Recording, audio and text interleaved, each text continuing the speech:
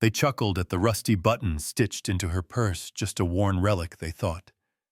But when Commander Pike saw it under the harsh ceiling light, he stopped mid-sentence. 27 years in uniform, and that silence was the loudest sound I ever heard. Ever been dismissed. Until one small thing turned the whole room still. They said the last day would feel strange, but mine didn't. It felt quiet, hollow, like someone had packed away the surprise for me already.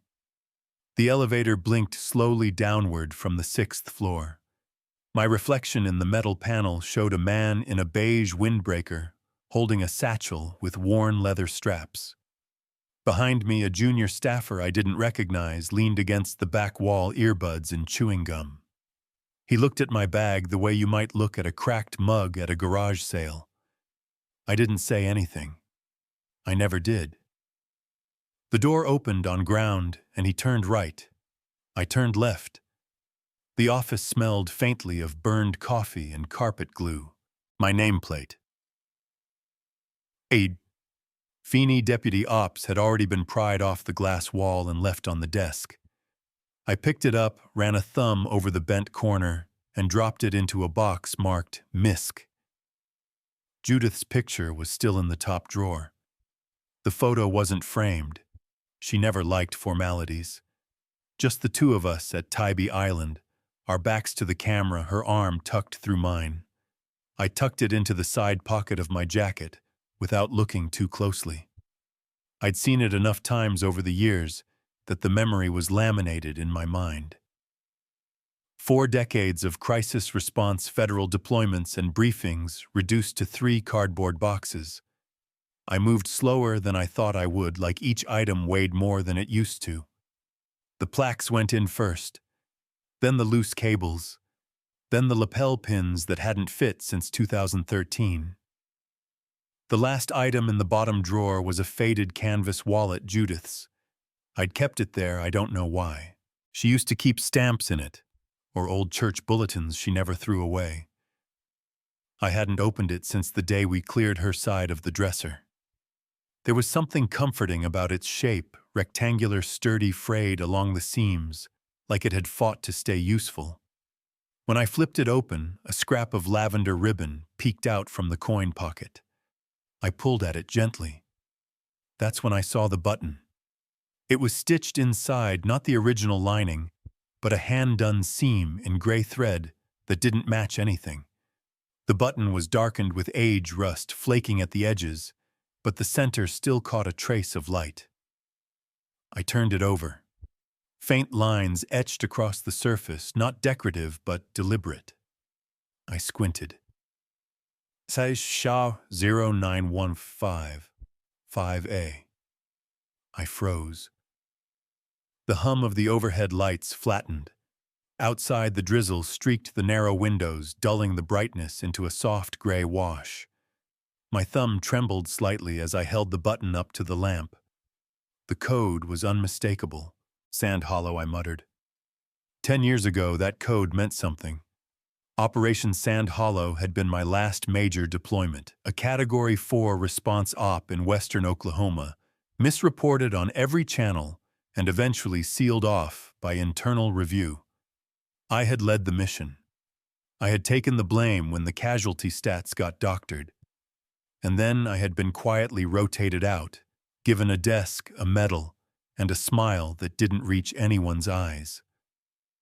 I hadn't said anything. Judith never pushed. She just brewed stronger coffee. But this button meant she had known. The stitching was uneven, her style. Judith was left-handed and never cared much for symmetry. She must have taken this button from my uniform sometime before, boxed it all away and sewn it into her wallet, something she touched every day. Not to confront me, not to ask questions, just to carry it. It wasn't a protest. It was a gesture. Her version of writing it down without speaking it aloud. The weight of that hit me harder than I expected. I sat back in the creaky desk chair and stared out at the parking lot. A sanitation truck rolled past, the hydraulic hiss oddly timed with my breathing. I rubbed my forehead and let the button rest on the table. Part of me wanted to laugh. The other part wanted to ask her, why didn't you ever show me? Of course she wouldn't have. She knew I wasn't ready to look. I turned to the old laptop still wired into the Federal Archive system. My clearance hadn't been revoked yet. My fingers hesitated over the keyboard, then typed 5A. The database blinked, then blinked again. No results found. That was worse than it being classified. At least a redacted file admits something existed. But this, it was like Sand Hollow had never happened at all. Some anniversaries don't announce themselves. They arrive quietly, like a draft under the door you thought you'd sealed. It was just past 6 when the sun dipped behind the steeple across from my apartment. Light slanted through the blinds in narrow strips, hitting the half-empty mug on my desk. I hadn't meant to open the laptop again that evening, but it was habit, like rereading something, not because you forgot, but because it never really made sense the first time. Judith's old email sat in a folder labeled Keep. She never deleted much. Somewhere beneath grocery lists and church bulletins and instructions for resetting our router was a flagged message written 5 years ago. It began plainly, if you ever go back, take something of mine with you, just so they remember. She hadn't said where or when, but even now it felt like she was speaking ahead of time, writing from that space between foresight and hope. Judith had a way of tucking meaning into the folds of ordinary things. I clicked through her inbox, then out of curiosity, maybe something darker, I toggled over to the agency's old internal portal. I still had a backdoor login, a courtesy they hadn't revoked. It felt like slipping through a crack in a sealed vault. The homepage loaded slowly. Somewhere in the upper right corner, rotating between retirement fund reminders and flu vaccine notices, a banner ad appeared, 10-year recognition. Sand Hollow. Emergency response date. November 9th, 2023. Macon Field Office Auditorium. Keynote.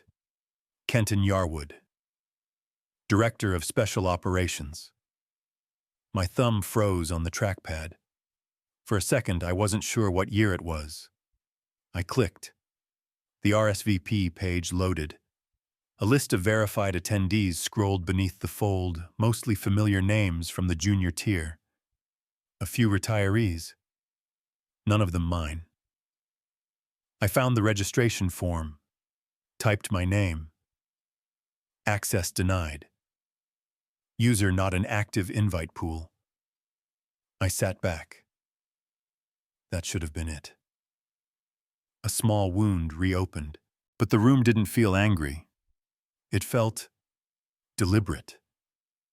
Like someone had drafted the terms of my absence long before I could decide whether or not to return. My hand drifted to the wallet on the desk. The button was still stitched inside its edges, darkened, but the groove where the code was etched had been worn smoother since I last looked. My fingers moved across it, as if expecting the shape to have changed. But it hadn't. It had simply revealed itself more. I remembered a hallway in 2015. A junior analyst named Shelby had cornered me after the Sand Hollow report was filed. She wasn't loud, just confused. "Sir, if that mission went sideways, why wasn't Yarwood reprimanded?" I remember blinking at her and then saying nothing. I had stayed silent because speaking would have meant unraveling everything. The press, the funding lines, the perception of control. I had thought silence was service. Now the silence was an artifact, tarnished but still intact, and someone else was delivering a keynote. I reopened Judith's message. Read it again. Then again. The last line flickered in me like an echo through an empty room. Just so they remember. Not so they honor. Not so they apologize. Just remember. like memory itself was resistance. I opened a new email tab and hesitated only briefly before typing, "To Avery.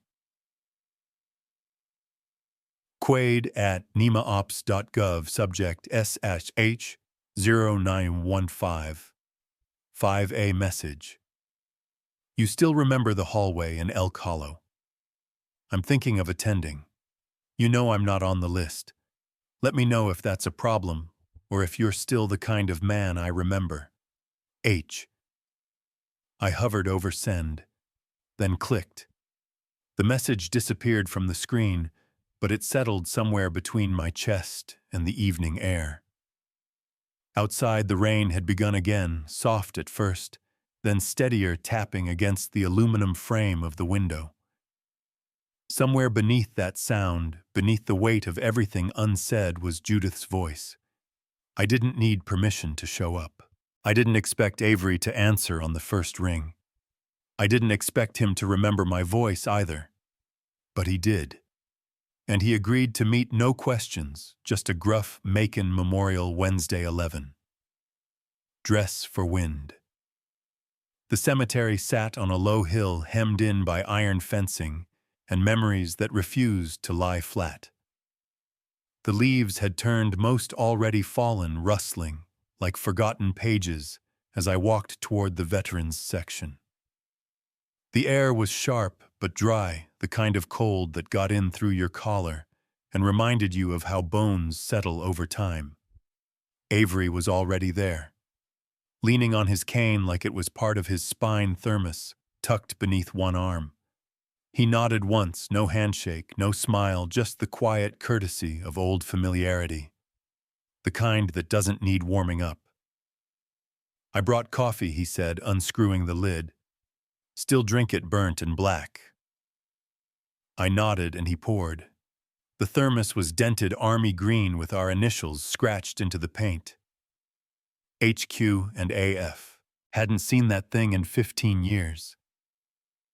We walked in silence for a while, the gravel path crunching underfoot. The rows of markers felt closer together than I remembered.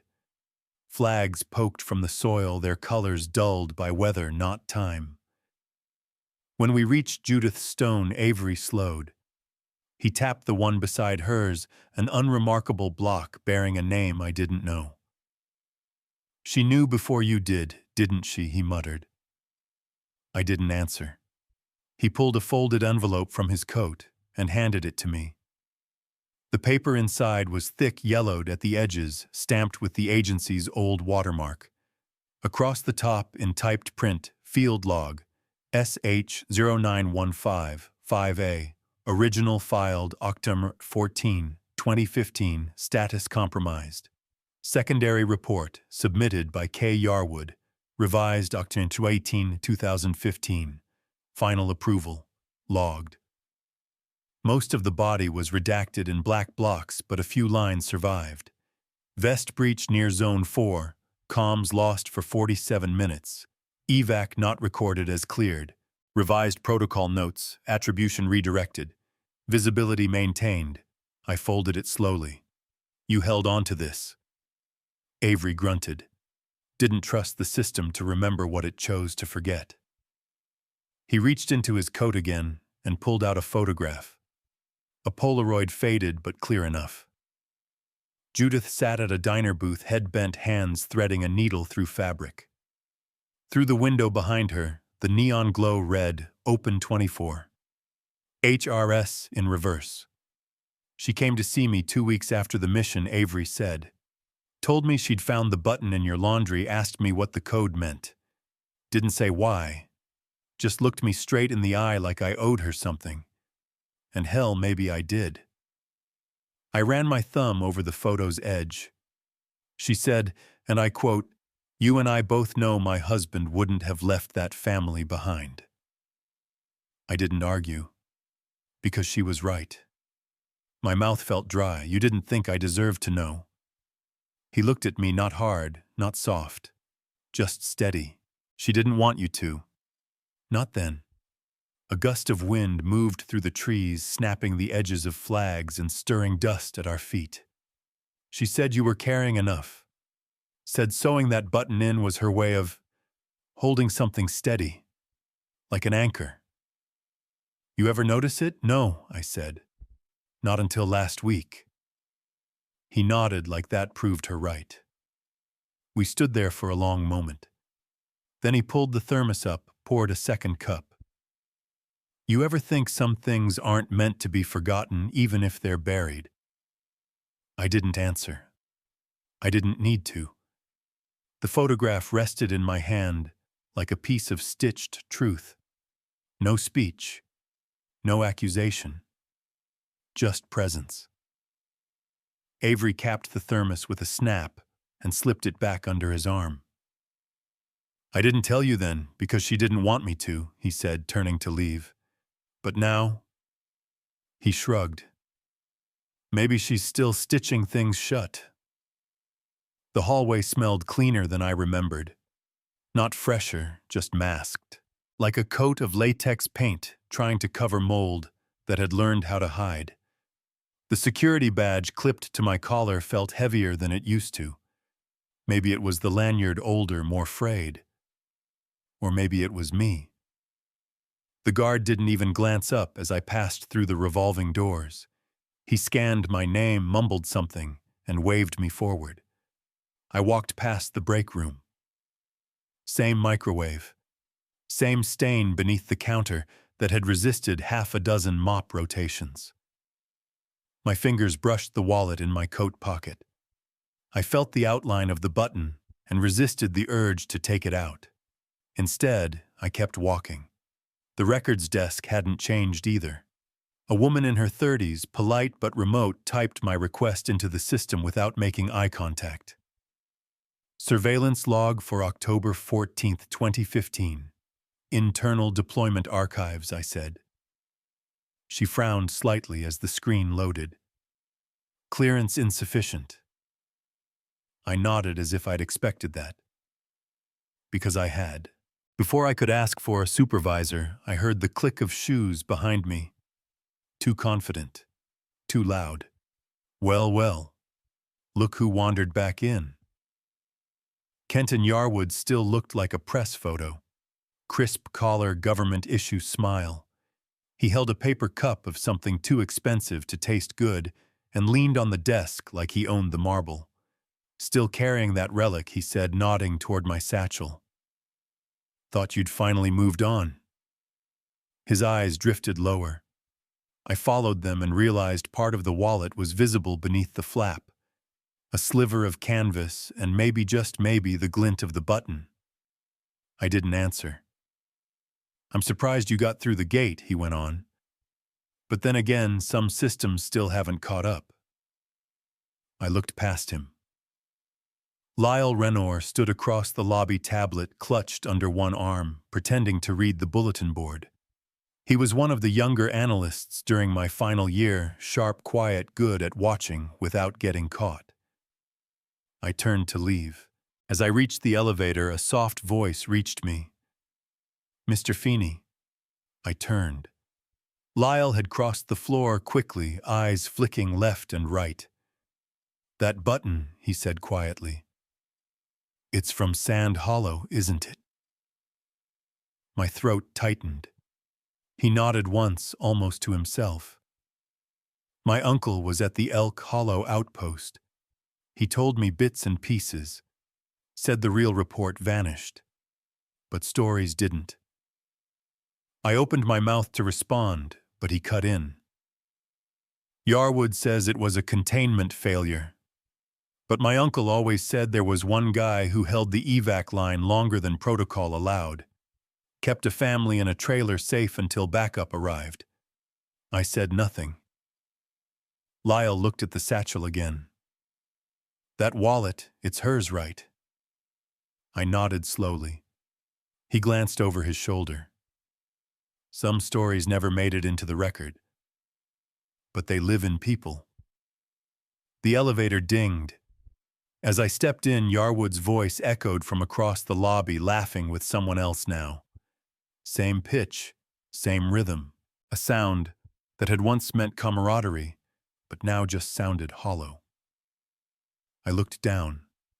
My thumb was rubbing the button inside the wallet again, unconsciously. The groove of the etching was nearly smooth now, not because it had worn out, but because it had been touched too often to forget. As the doors slid shut, I saw the old coffee stain still faintly visible on the front desk. No one had cleaned it, just painted around it. My daughter knocked 3 times. Not the hurried tap of a delivery or the limp rhythm of a neighbor. 3 solid taps, firm, uncertain. When I opened the door, Noreen stood there, holding a cardboard box, and something in her eyes I hadn't seen in years. Uncertainty mixed with grace. "Hi, Dad," she said. "I found this in the attic. Mom labeled it for you." She stepped inside before I could respond, brushing off her coat and setting the box on the kitchen table. Outside, the faint jingle of holiday music floated in from a neighbor's TV. Something classic, half drowned in static. The box wasn't large. Inside were a few of Judith's scarves, a faded church bulletin, and an envelope marked in her looping script, "If he ever looks again." The flap had been sealed, then reopened, then sealed again, with tape that had yellowed at the corners. My fingers hesitated before sliding it open. I felt Noreen watching, her arms crossed, but her posture softening. Inside was a single folded sheet. Judith's handwriting, shaky like she'd written it in low light, ran along the lines with care.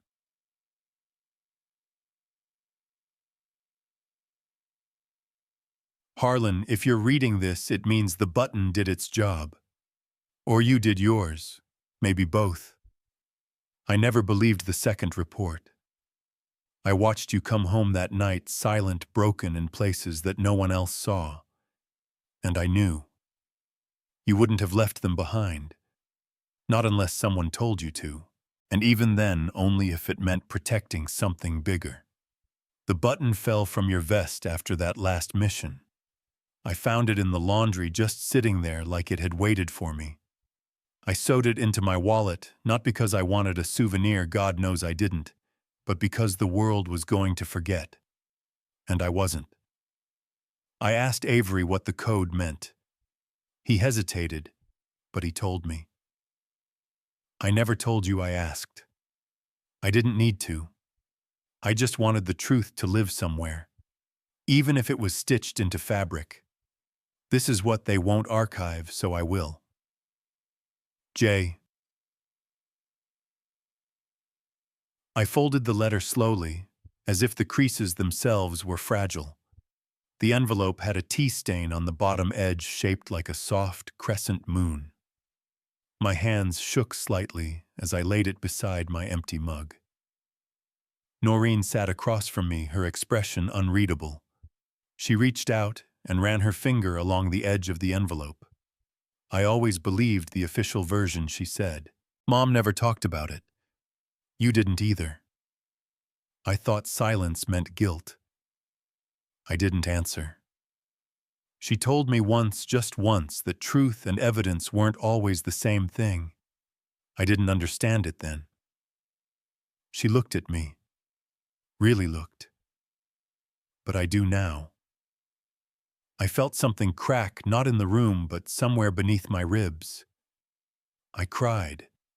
Not because Judith had believed me, but because she'd acted on that belief without ever needing me to know. Quiet faith sewn into something I carried every day and never noticed. Noreen didn't reach for my hand. She didn't hug me. But she didn't leave either.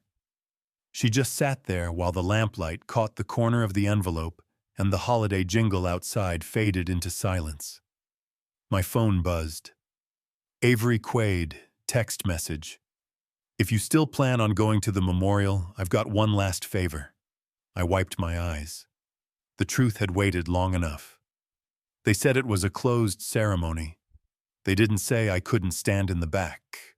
Memorial Hall sat heavy with silence. The ceilings were low, the lights diffused.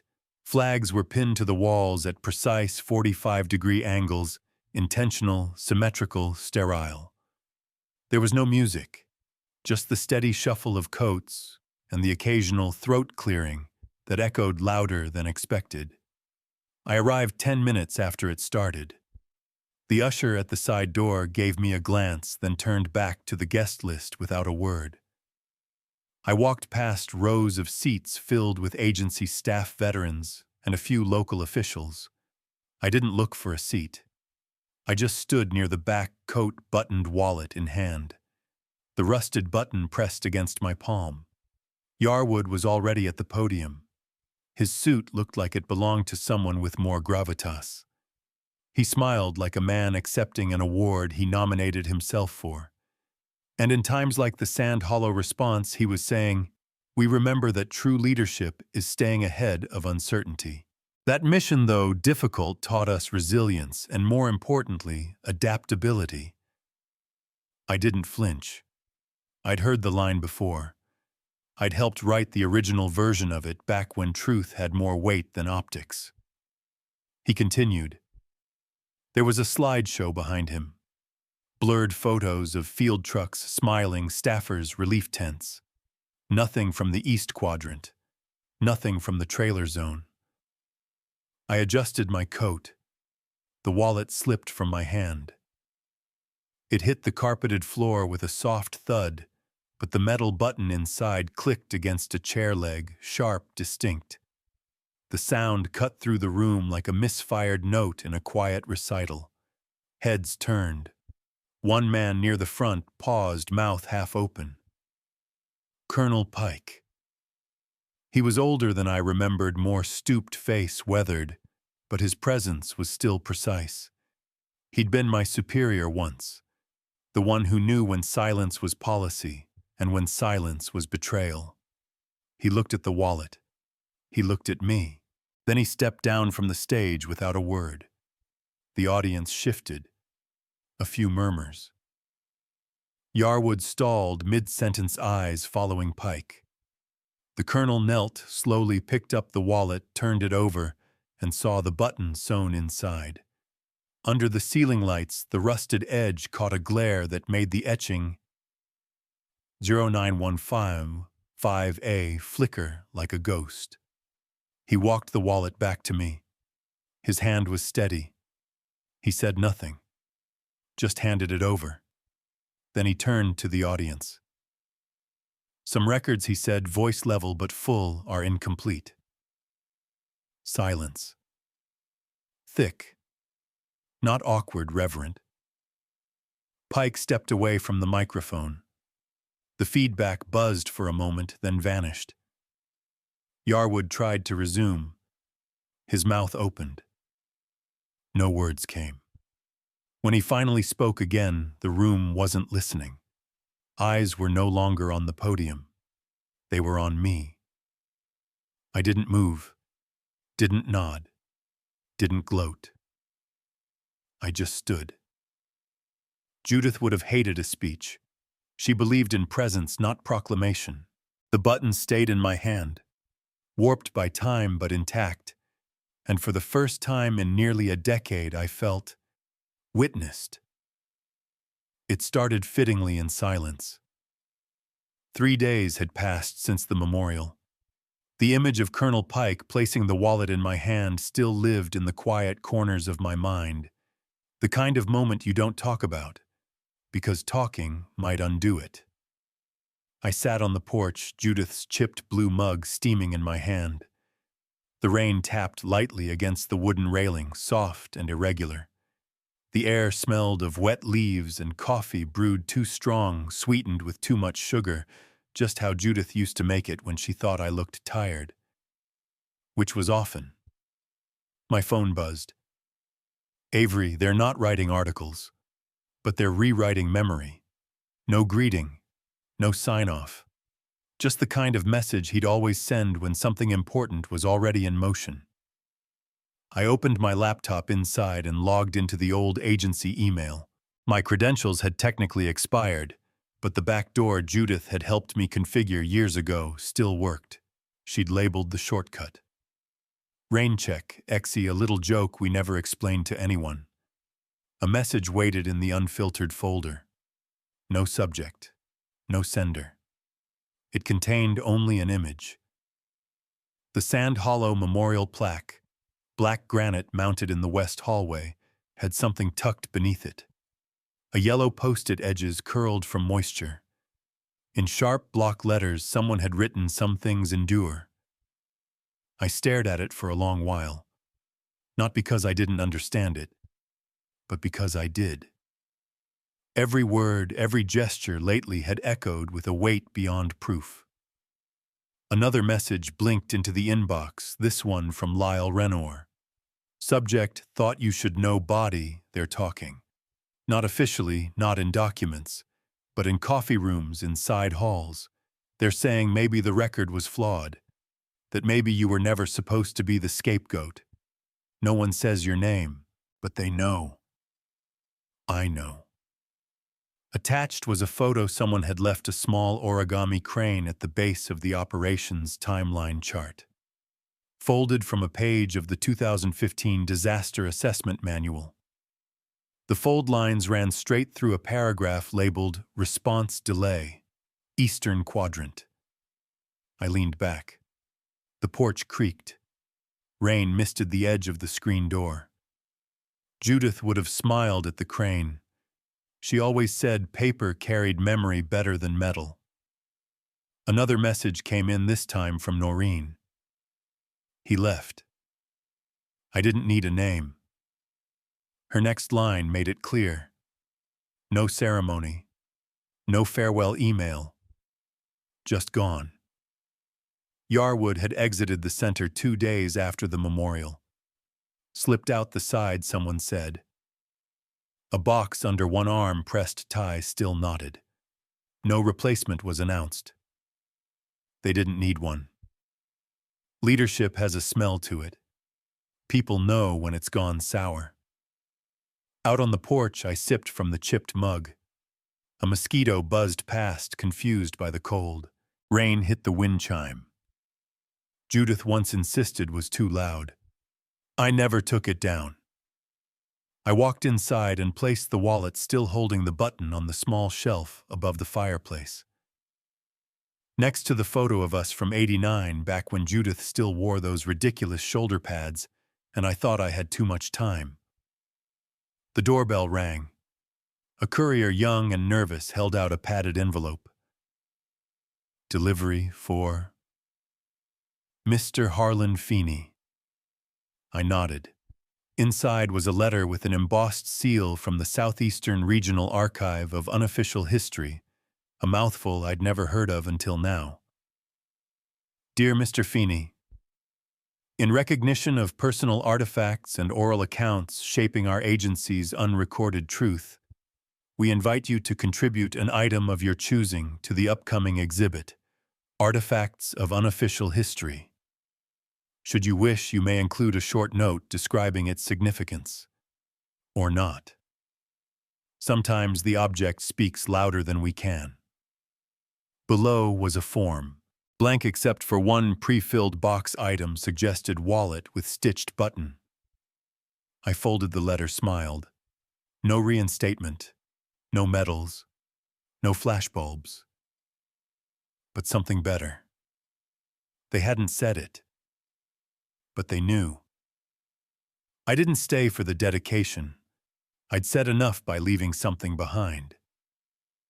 The museum annex in Macon didn't look like a place that held history, not the kind that mattered.